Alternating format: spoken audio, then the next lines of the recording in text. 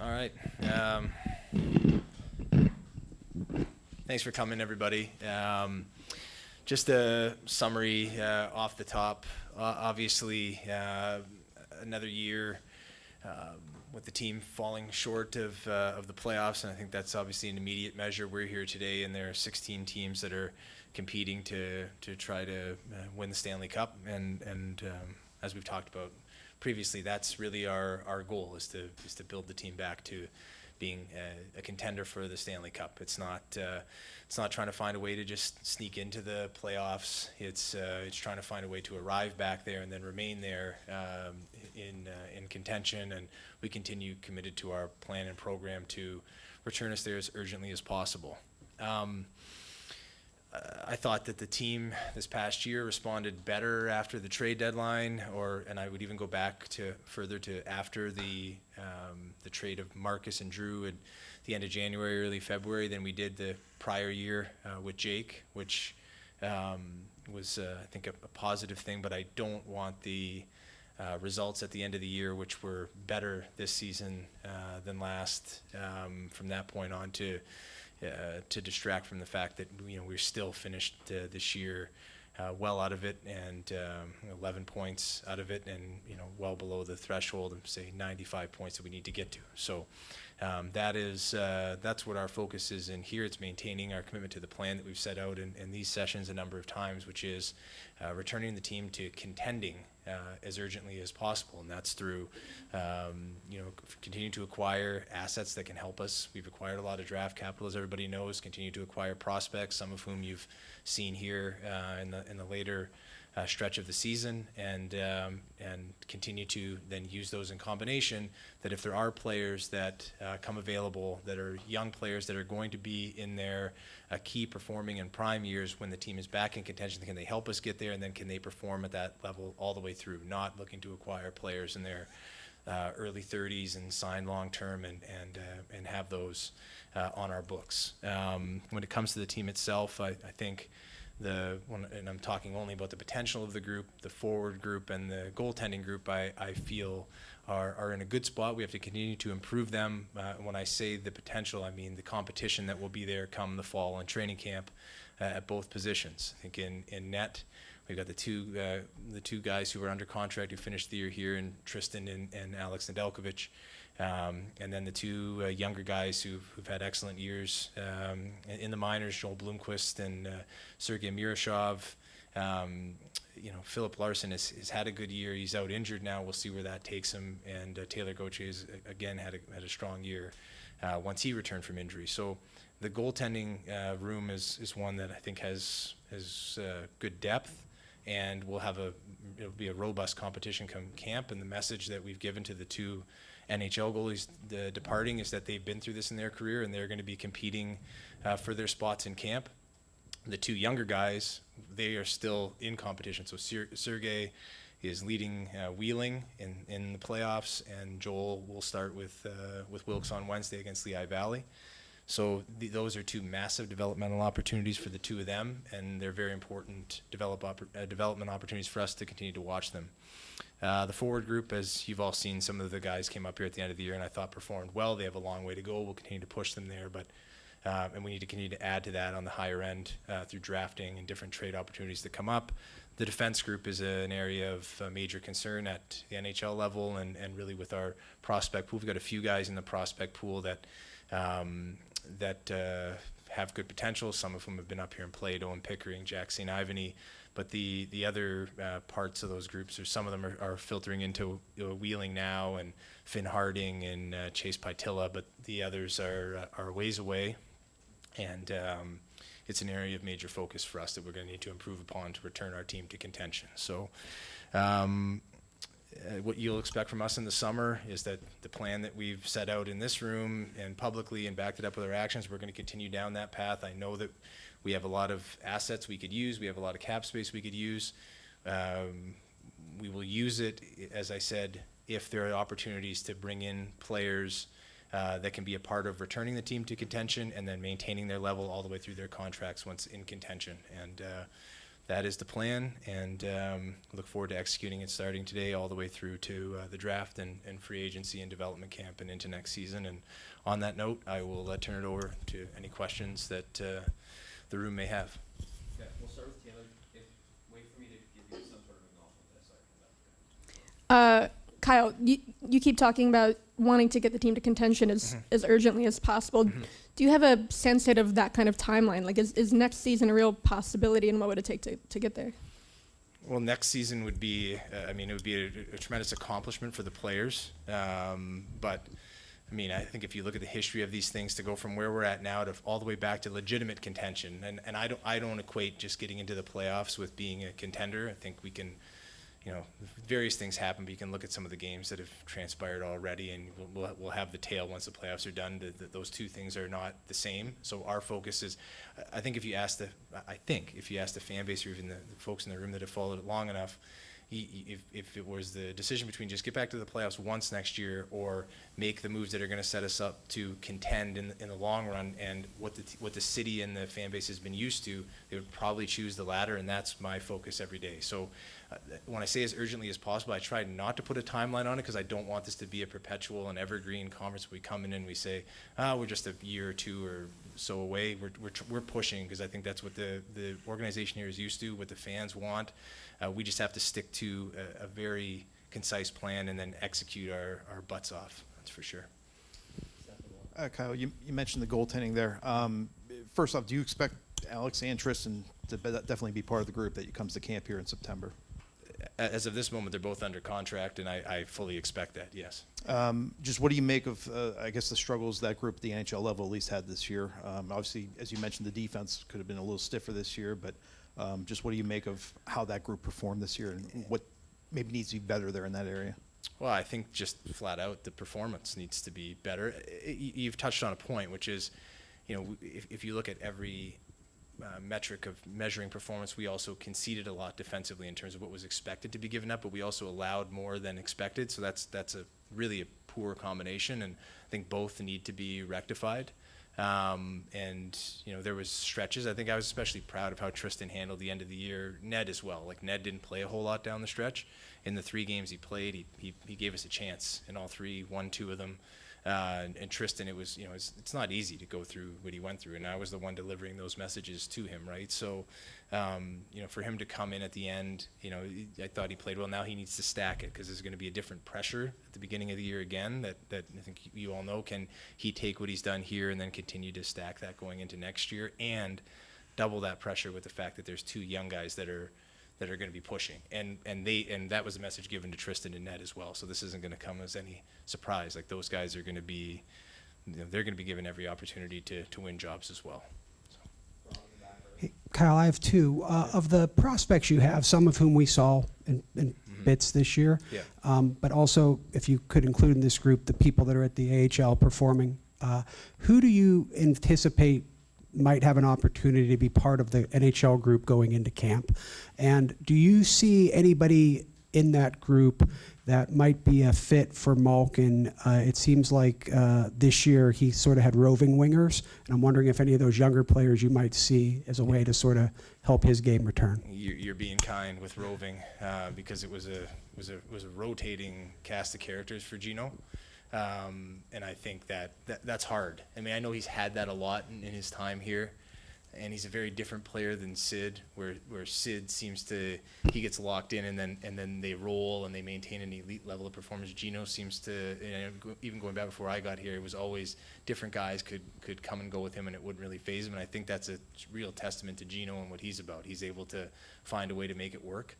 I think as he continues to age, we have to do a better job of making the support more consistent. And so I think at the end of the year, just use that as a preview with when Villy was with him for a stretch, then he went up with Sid, and then we move Rax back down. That'll be a coaching decision at the end, but it is an area where, when we traded for Tommy Novak, Tommy came in, he was with Gino to start, through those games.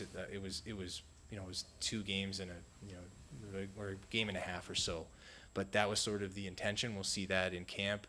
And then we were able to move Raquel back down there. If those guys are able to maintain their performance, and they're going to have ups and downs as young players, they still need to continue to improve on execution, habits, conditioning, strength, all those different items. But trying to stabilize that, I think, would only benefit the team.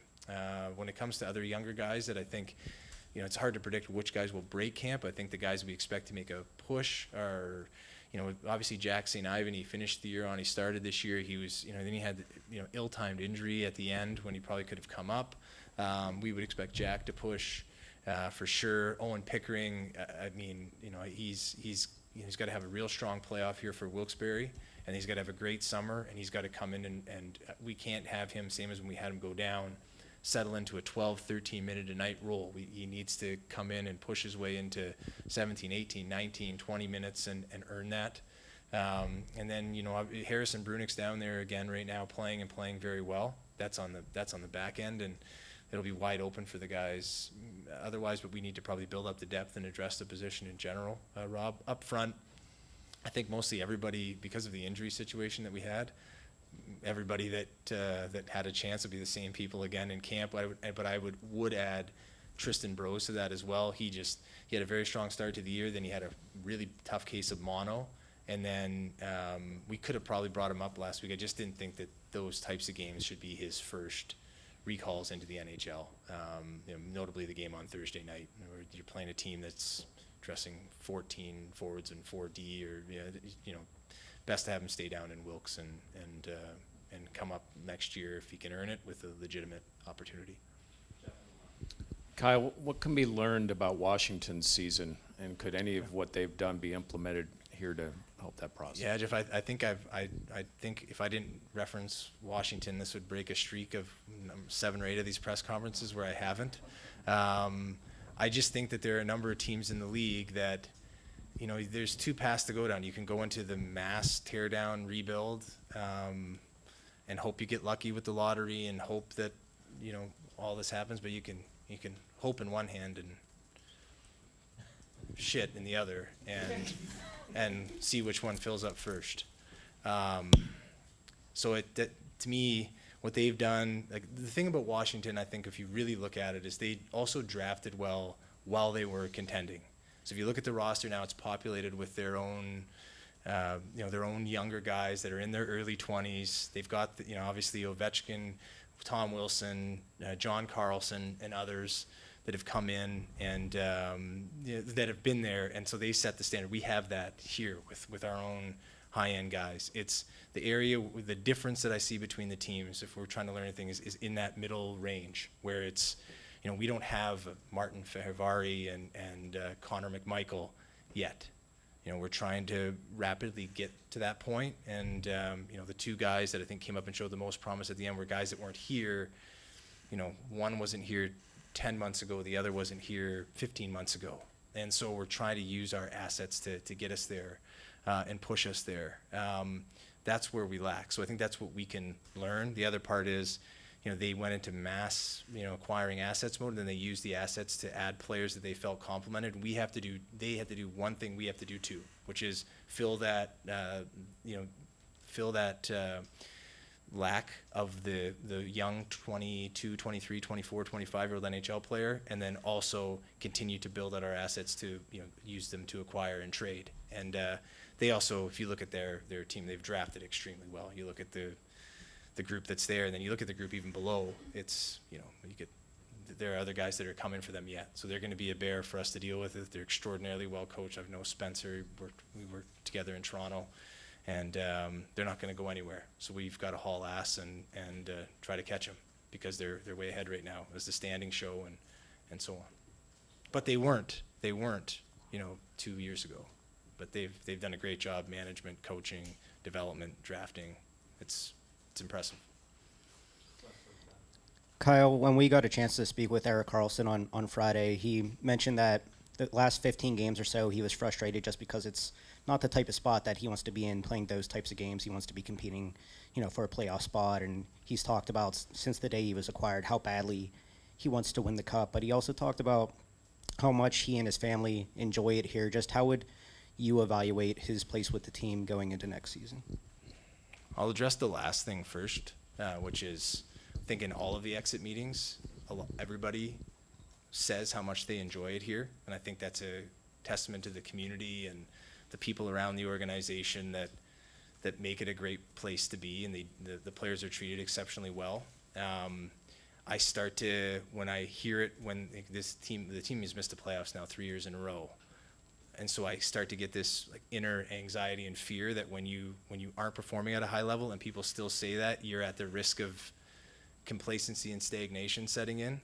That's not to say that we need to stop doing things that way on the outside. I think it just we have to get back to increasing our level of expectation to get players to feel that way, if that makes sense. Erik, I think, is and will forever be a polarizing figure. When I don't know his exact comments that he made. My view would be that we expect him to be one of the people that pulls us from where we're at and into contention. And so I would, and I had a long meeting with Erik on Friday. My push to him would be that his actions have to match his ambitions. That's in consistency, preparation, training, like every other player on the team. And I think he has showed throughout the year that he has another level to him. Times playing for us, certainly playing for Sweden at the Four Nations face-off. He was a player that you would watch and say, this guy can help any team not only contend but probably win.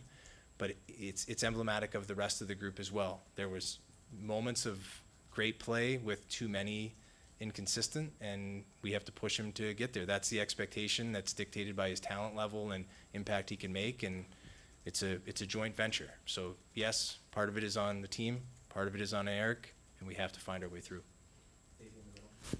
Kyle, thanks for doing this. Do you anticipate making any changes to the coaching staff, and does public sentiment play any sort of a role in decisions like that? Public sentiment, no.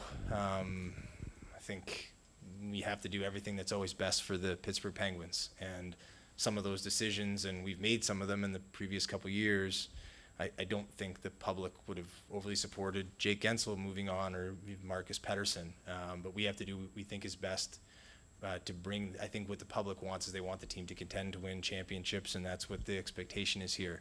When it comes to the whole staff at large, Dave, I go through the same process at the end of every season. I'm in the midst of it right now, where I meet with the heads of every department, and then I'll meet with Sully at length tomorrow. And then from there, I forward my opinion on how to proceed with every department. That's not just coaching; it's coaching, performance, medical, public relations. Though they're generally in a good spot, and others. But that's the method that I go through. And if we have any changes, then we'll have them obviously for everybody, to any of the staffs. I have two questions. One, just to follow up. Will Mike Sullivan definitely be back, or are you saying that's still TBD after you kind of meet with him this week? Yeah, Mike's under. I haven't had any postseason meetings yet with Sully, just with the way the season ended, Matt, with it being a holiday. And so I'll meet with Sully tomorrow. Sully's under contract. I think he was very clear with his intentions last week and what he's expressed in our conversation. So I'll meet with Mike tomorrow and sort through everything. I think with a coach like with Sully, he's an elite level coach, as he's shown throughout his time here and as he showed for Team USA. So there's always the point that very few coaches who are in that realm often want to see a team through this, but he's been very open about this is what he wants to do. So we'll just continue to reaffirm that, and as long as he's on that side of it, then we'll roll with that. Your second question. And with some of the issues defensively this year, do you see that as, I mean, it's probably a combination, but how much of that is personnel that needs to be addressed this summer, and how much of it does come down to coaching? I know the two are kind of tied together there. I think you probably answered it within your own question, which is it's probably a combination of both and everything, and I think it's an organizational matter that needs to be addressed. We have to improve the personnel on the back end, but defending is not just about the 6 guys or 7 guys that dress on defense every night. It's about the whole group buy-in, forecheck, backtrack of the forwards, covering for one another. The system that you use defensively, does it need to be adapted or not? Does that lead you to have to acquire different types of players? If you play man-to-man, you need a different type of man-on-man in your own zone. To me, you need different types of guys to execute that than if you're going to play the way Boston historically has, or different teams of that nature. Then you need more size, reach, more versus mobility, in my opinion. But I think that's a big discussion between Sully and I in terms of what does the personnel need to be for them to execute the system that he wants, and then measuring is that system the one that's going to get us back to where we want to be. So it's like everything with management and coaching. You can say however you want to phrase it, but it's a partnership. With regards to Ricard Raquel and Brian Rust, both of them pretty strongly expressed a desire to stay. So I'm curious, as you make your summer decisions, how much their desire to stay factors into it, and what can you say about their future? Yeah, I go back to the thing about everybody wants to stay, but my view of it is that they're both on and off the ice. They're probably as good as seasons they had, and both of them, I think, respectively, production-wise, were at their best. But I think in terms of what they contribute defensively, they're at their overall. They were both excellent for us the whole year. Their competitiveness, especially in Rusty's case, I think he's been here his whole career. His daily commitment to being an elite Pittsburgh Penguin and setting an example. He also bridges the gap. One of the things we see here, especially when young guys come in, there's such a reverence for Sid, who's earned that reverence. So Rusty has to, he sets the example. I think that guys will also look to. And if you start to lose too many of those players, then you can get yourself into a bit of a quandary fast. And so both of them set great examples. Both of them are excellent players and people, members of the community. All of that said, we have to, we value them very highly. But if there are moves that are going to make our team significantly better in the short and long run, we'll look at anything with anybody. That's just where we're at. And Kyle, thanks for doing this. You were talking about development and internal improvement. I was wondering externally your stuff. In a perfect world, if you could target specific areas, I don't know, top six, bottom six, left side, whatever it is, are there areas you see that maybe you're best addressed externally? Well, right now, Jason, I think that we need to, the left side of our defense has it's been a problem. There's just no other way to put, especially moving Marcus out to Vancouver. I think it was the trade. I think will serve us a great purpose in the future, but it hurts the left side of the defense core now. So Owen Pickering is there, and he played for the team this year, but is he ready to step into one of those roles? I don't think so. We've got Ryan Shea, Ryan Graves, Vlad Kolyachonok on the roster. I think all of them have had opportunity. Vlad less so than the two Ryans. Ryan Shea, we continue to push to want him to take steps.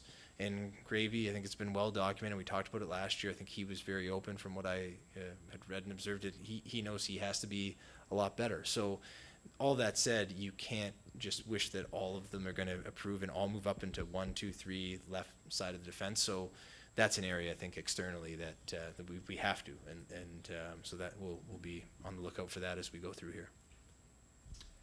Kyle, I'm wondering just what you made of Matt Grzelcyk's season, and if he's a guy that you see that you'd be willing to engage with this summer, and a guy that potentially could have a future here at the organization. Yeah, I mean, he goes back into I should probably attach him to the previous question. He's a UFA that did have a very good year for us, stepped into a very difficult role running the first power play over Erik and over Chris, which is a lot of pressure, and did a very good job, produced well. So I know what his intentions are. Awesome, zero maintenance person for us. Just comes, works, does his job quietly, effective. I think the goal of the year for him, I don't know how much he got into it with you all in the room, but he wanted to use this to get to get everything back on track with his fell off last year in Boston. We felt we had an opportunity to give him, and I think it was a situation for agency that really worked out on a one-year deal for him to jump into the mix. And so we'll have conversations with him. We'll look and see what's available and how it fits our overall needs, and determine whether we can offer him that same opportunity again. Kyle, you've talked about not wanting to put a timeline on when the team gets back to contending. What's your overall level of confidence, however, on whether this is, for lack of a better phrase, quote, rock bottom? Yeah, I think that everyone, I tend to find that term is used hastily after big moments or, after tough seasons. I truly think that you can't answer it until your years passed and you're able to look back and say, that was the point where we got there. I think if you had to, from my view, in the previous, my 2 years here, I would actually think that the previous March more represented that than now, because I feel like now, last year in March, we made that decision with Jake, and we moved him to Carolina, and we got the draft capital and prospects and Michael Bunting and such back. But I think the way that we played for that stretch in March, that to me felt much worse than anything this year. And I knew what I signed up for when I came in, so it wasn't necessarily a surprise that, in this job, I'm going to be the one delivering that message when it's time to transition and go a different way from contending for nearly 2 decades. So that was part of this job when I took it, and I knew that, and I think that even now, when I look today, maybe we had less points than we had last year, but I feel like we're slightly better positioned as we move ahead because of the younger players here. So I don't know, I don't think I can sit here and try to give you an exact answer, but in my mind, when I look back on the previous 2 years, I think the previous March more represented that than now. And we have our own younger players that have come up, performed well, and that's a little bit more, I'm more optimistic going into next year than I was just organizationally. It might, the results are going to be what they're going to be, but I feel we're closer to where we want to get back to now than last year.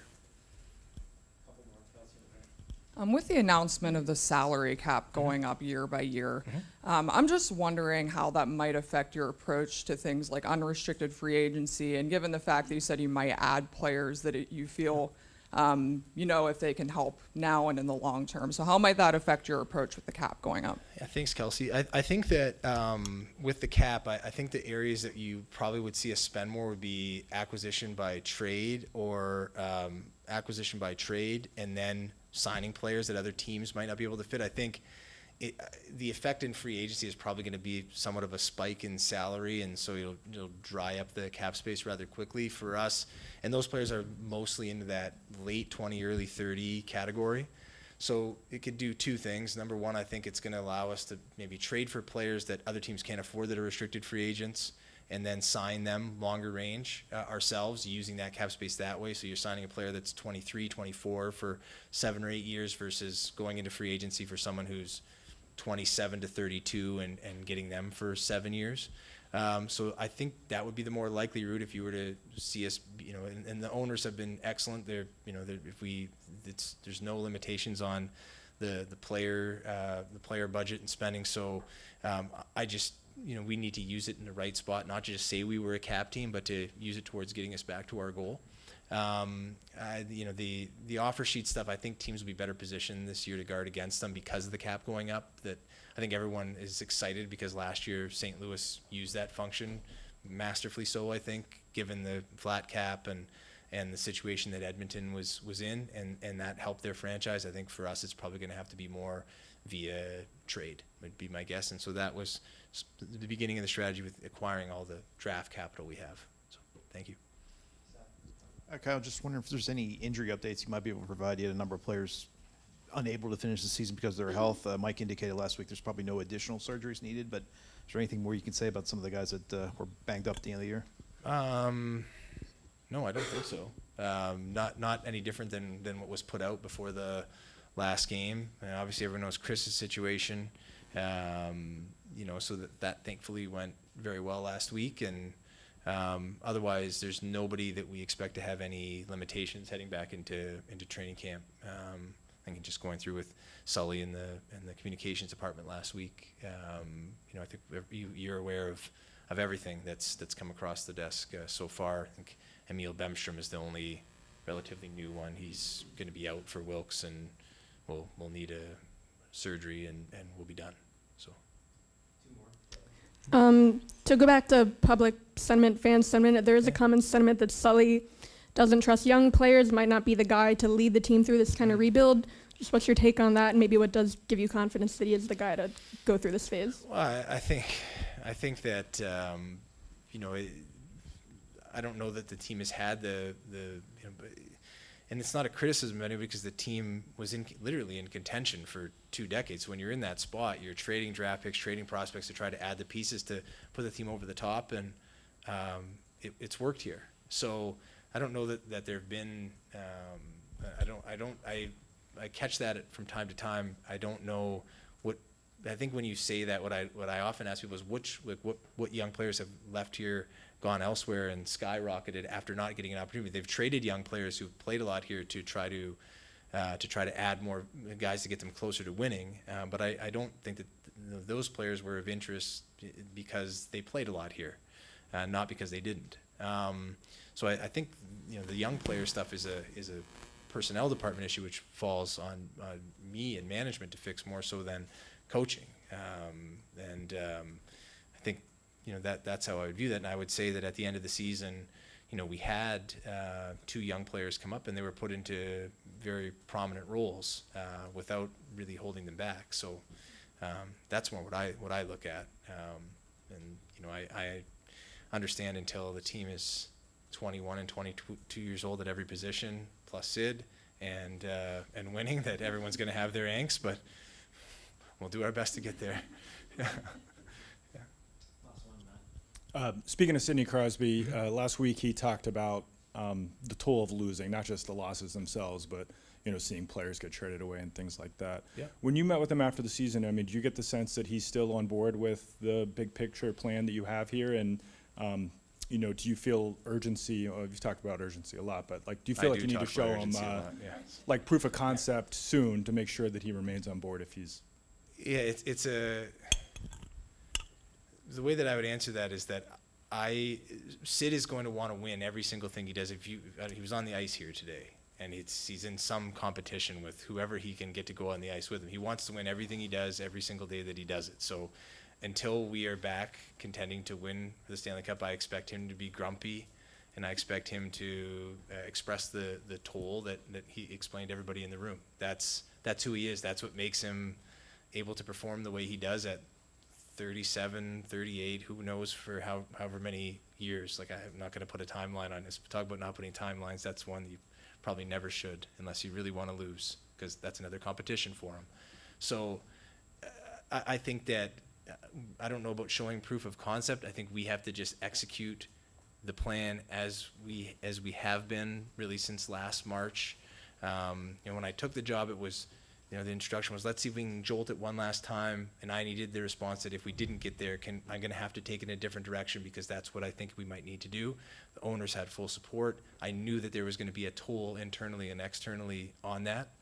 And everything that we do is, Matt, is to try to get those young players around him, because you see last night, you watch some of the games and you see teams that haven't played in the playoffs yet. And it's just in my experience from time in Toronto, we went through that same thing. If you have guys in the group that have won and have been a part of it, I think it can exponentially improve and expedite the team's return to contending. So I don't know if it's proof of concept. I think from my end, it's in trying to build something that can sustain itself for a long time. Getting those younger players who are going to be part of that core around Sid and him helping them helping him is really what the focus is. But it's not just Sid. It goes back to the question of Brian Rust, Karlsson, Chris Letang, Gino, Rickard Rakell, all those others that are there. They can play a role in that as well. And I'm trying to do that for every one of them, because I think they're high quality people. They're high end players. They can help return us where we want to be. And the proof of concept is probably not going to come until the team is legitimately back in contention. I think every young player that comes up and plays well will get everybody excited, but that really for me isn't what it's about either. It's, can we continue to add more to it? We need more than 2 forwards to come up and give that feeling at the end of the year. We need, another wave of them to come. So, yeah. Thank you. Thanks, everybody. Thank you.